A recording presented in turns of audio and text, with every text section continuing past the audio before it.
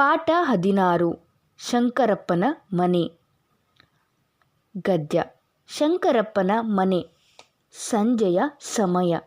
ಮನೆಯ ಬಾಗಿಲ ಬಳಿಗೆ ವೀಣಾ ನಿಂತಿದ್ದಳು. ಆಟವಾಡಲು ಅವಳು ಗೆಳೆಯರಿಗಾಗಿ ಕಾದಿದ್ದಳು. ಆಗ ಮಹಾದೇವ್ ಅವರು ಮನೆಗೆ ಬಂದರು.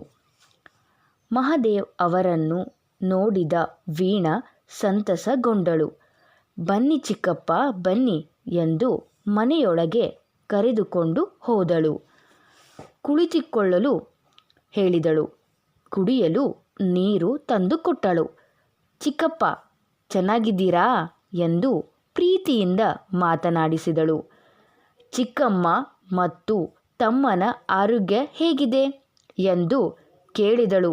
ವೀಣಾಳ ಮಾತುಗಳನ್ನು ಕೇಳಿ ಚಿಕ್ಕಪ್ಪನಿಗೆ ಸಂತಸವಾಯಿತು.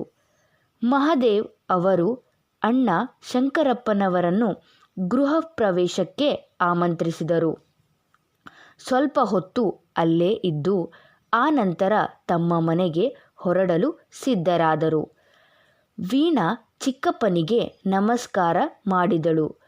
ಇನ್ನೊಮ್ಮೆ ಬರುವಾಗ ಚಿಕ್ಕಮ್ಮನನ್ನು ತಮ್ಮನನ್ನು ಕರೆದುಕೊಂಡು ಬನ್ನಿ ಎಂದು ಹೇಳಲು ಮರೆಯಲಿಲ್ಲ.